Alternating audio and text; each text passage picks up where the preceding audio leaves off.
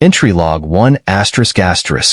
Kakaniel D. Johnian, Ambassador to the Human Alliance. Date: Human Year 2086. It has been over 3 centuries since I accepted this commission to work with the Human Alliance, and even after all this time, they continue to surprise me. Humans are an incredibly diverse species, with a multitude of cultures combined into one immense population of 100 billion. They have settled across the galaxy alongside many other species. Humanity was, and remains, the driving force behind the rapid growth of the Federation's power and influence. The strange, gaunt, high-gravity race of bipedal apes took the galaxy by storm, not only due to their appearance but also due to their unexpected strength. In just 40 years, they have integrated seamlessly with species previously thought inhospitable. Planets once deemed harsh or unusable now support massive colonies of millions of humans, along with thriving industries. Humans, as it turned out, have an affinity for members of other species. Remarkably, they possess a 1 in a billion reproductive system robust enough to interbreed with most mammalian species in the galaxy and even a few reptilian ones. Their engineering capabilities surpassed ours within decades, and by the terms of the Federation, they shared this technology with us. This was largely due to their tribal nature, known for petty squabbles and minor disputes that sometimes led to skirmishes or small-scale wars. However, these conflicts never escalated into full-scale attacks, perhaps a warning shot or a brief exchange of fire to disable shield arrays, but never more than that. When questioned about these incidents, human ambassadors and leaders would often dismiss them with comments like local tensions, pirates, idiots, godbotherers, or idealists who randomly decided to fight. They would advise us to ignore these conflicts, assuring us that the parties involved would eventually run out of steam and retreat. Since humans never turned their guns on us, we were content to stay uninvolved. Everything about humans both confuses and amazes us. Entry Log 1. Initial contact and cultural integration. During the first contact exchanges with humanity, we received an abundance of historical archives. These archives provided us with reels upon reels of their history, offering a comprehensive, albeit slightly diluted, version of what humanity once was. This historical portrayal showed humanity as resilient and robust, much like a battleship's hull. Entry Log 2. Human expansion and influence. Human expansion throughout the galaxy was significantly facilitated by their ability to interbreed with a wide variety of species. This resulted in human societies, cultures, and customs becoming deeply integrated into the fabric of the Federation species. So pervasive was this influence that cults began to form in isolated areas, venerating certain aspects of humanity. Ironically, humans, despite being the deities worshipped by these cults, were the first to suppress and dismantle them, sometimes even resorting to violent measures. Humans managed to preserve many of their individual national cultures long after venturing into space. Many of their soldiers continued to carry traditional bladed weapons such as swords and knives, which were deemed primitive and obsolete by most galactic species.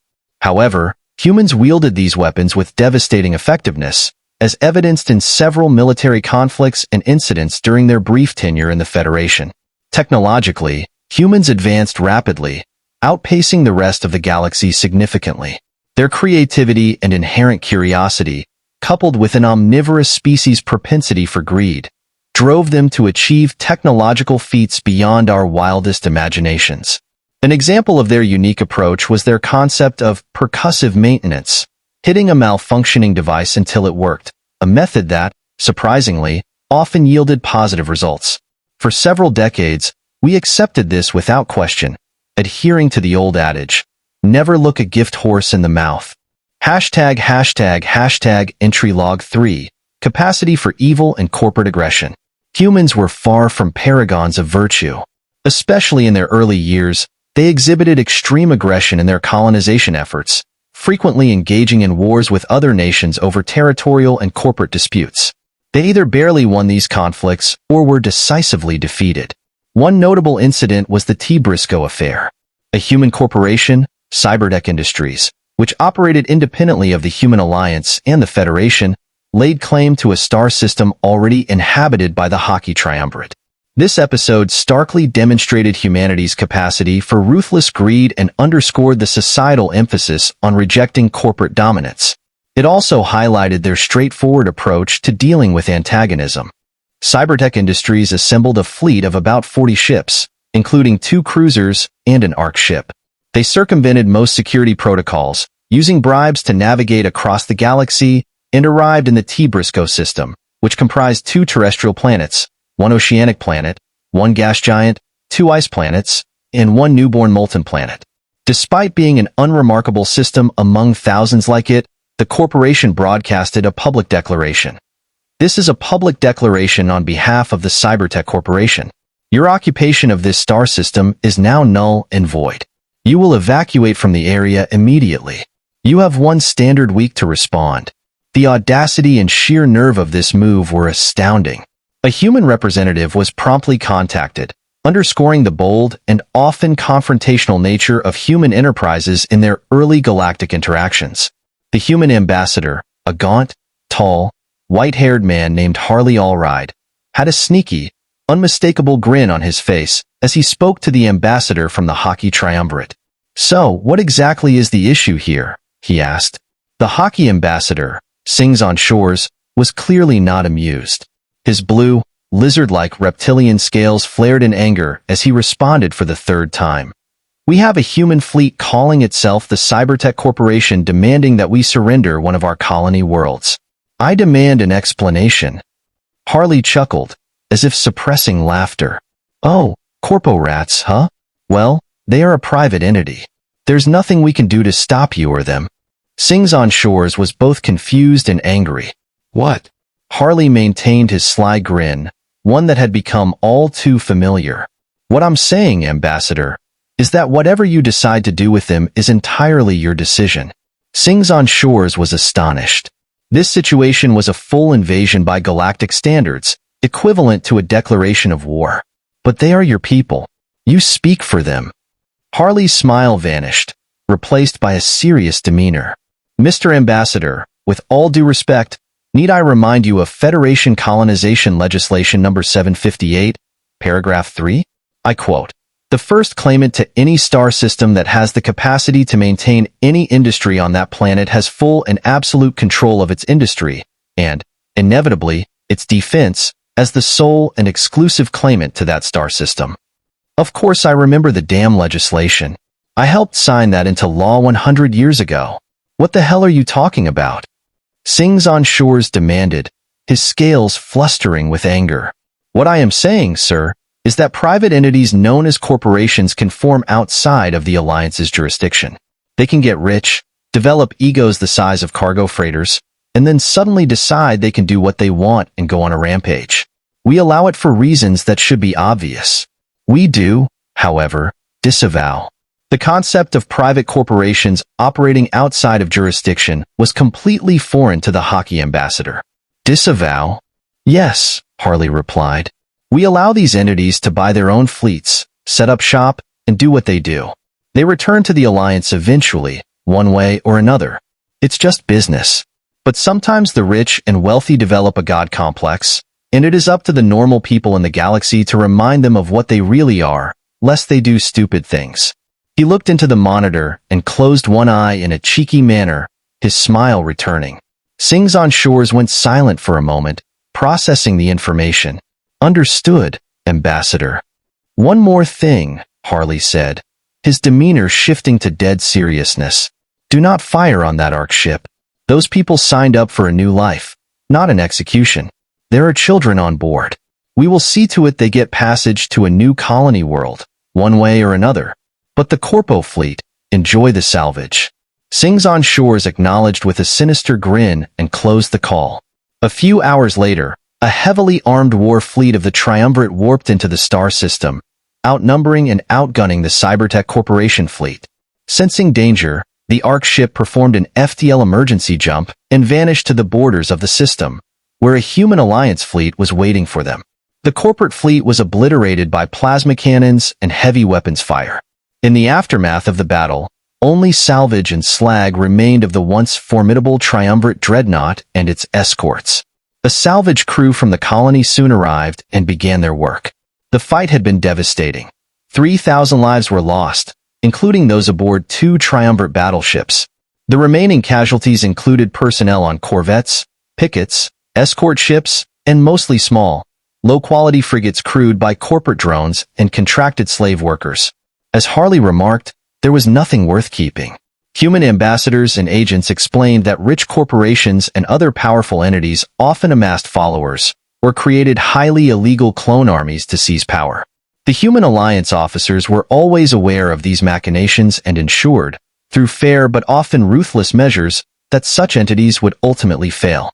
This approach was often mentioned with a hint of sadistic satisfaction. Entry 4. Unbelievable Charity. This event stood in stark contrast to the New Haven incident 12 years later. By then, humanity had become a dominant force in galactic politics and economics. New Haven, a Bicarian settlement, sought assistance to bolster their trade position. I was stationed at the orbital garrison when disaster struck. An earthquake of unprecedented magnitude, registering 11.4 on the Richter scale, rocked the planet. The tremor tilted the planet's axis by 3 degrees, opened 2 new fault lines, slowed its rotation by nearly a full second, and triggered 7 volcanic eruptions across a tectonic plate. 29 cities were affected, endangering 150 million lives. Before we could react, an urgent message cut through all communications. Distress signal received. This is Alliance Fleet, Sons of the Dawn responding. Admiral Beckett Gray reporting. Request permission to enter Federation airspace. I was on the bridge with the station captain, organizing our response. Instinctively, I replied, "This is Federation Ambassador Cocken ELD. Permission granted." The station captain was infuriated, as I had overstepped my authority. "How dare you do that? This is my station," he scolded. I remained calm. "Captain Sundar, please. This is an emergency." Our argument was interrupted as 100 dropships, cargo ships, and 2 planetary cruisers zoomed past the station, startling us with their speed. Then, one of the Alliance's 2-kilometer-long planetary assault carriers rumbled past, its massive hull rattling the station's windows and plating. Few had seen these awe-inspiring ships, and their design was formidable. Triangular or diamond-shaped hulls, hangar bays on the sides, heavy armor plating dotted with shield generators, and weaponry typically found only on dreadnoughts or battleships. The most intimidating feature was a spinal-mounted ion cannon at the front. The carrier entered the planet's atmosphere seamlessly, deploying a vast army of humans upon landing. More carriers followed, 2 initially, then 3 more, and another trailing behind with various cargo ships and transports seemingly attached to its hull. Within moments, 2 smaller craft, known as trade or droid frigates, appeared, filled with communications arrays and antennas. They took up positions in the planet's orbit, organizing the scattered emergency signals. The captain and I were left speechless at the sight. Not just 1, but 7 of these colossal ships had arrived. How many of these does humanity have? I wondered aloud. 134 and still counting, came a voice from behind me. I looked up and saw a human marine standing in the control room. "How many of those ships do we have?" I asked. "We have 134 ships currently," the marine responded. "With our dry docks, shipyards, and orbital facilities, we're on track to produce another 600 within the next 10 years. According to our trade agreements, 100 of those ships will be handed over to our allies and trade partners." He smiled and handed me a data pad. It was almost as if he could hear the question in my head, or perhaps he had simply been asked it countless times before. "Thank you," I said, clearing my throat and straightening my shoulders to regain my composure. "Carry on, soldier. We will coordinate with your teams on the ground and translate what we can. Not everyone on the planet understands the Galactic standard language yet, so we will do our best. Patch us into your comms link, and we will assist where we can." "Sir, yes, sir," the human saluted, then immediately left the station. Moments later, a new group of humans arrived and, without needing orders, began to redirect communications and show us body cam footage from the ground. What followed was the largest and most grueling disaster relief campaign in 70 years. 20,000 ships, 200 million tons of medical supplies, 600 million tons of food and water, and 2 million humans working tirelessly to save the lives of 100 million people. After 3.5 months of relentless effort, as many lives as possible were saved. Then, human constructor fleets arrived with another surprise. They called them Manufactorum, city-sized ships without armaments or defense systems, but filled with cargo containers, construction drones, and building hardware. There were 22 of them. These were not traditional ships. They looked more like children's block-building sets with giant engines. Large, boxy structures with various armor patterns mounted on massive starship thrusters. These ships landed on the planet's surface and began to unpack themselves. Within hours, the ships had transformed into organized and perfectly geometric patterns, effectively creating pre-packaged cities to replace those that had been destroyed. Millions of homeless people were almost instantly rehoused. All the humans asked in return was that we honor our trade agreements and maintain the alliance. And so, here we stand, many decades into what has become the greatest and hopefully longest-lasting friendship in history. Humanity has carved itself into our hearts and minds with their increasingly erratic yet fascinating behavior. They are the only species in galactic history that we know of to avoid attempting to forge a galactic hegemony or engage in genocide without cause. They are also one of the very few species that everybody likes. Most species enjoy their presence or company, some simply ignore them, and the few who initially dislike them quickly change their minds when human rescuers or negotiators arrive. When a problem arises, humans are there to help. Hopefully, they will remain for a very long time. Final log. Con-ELD.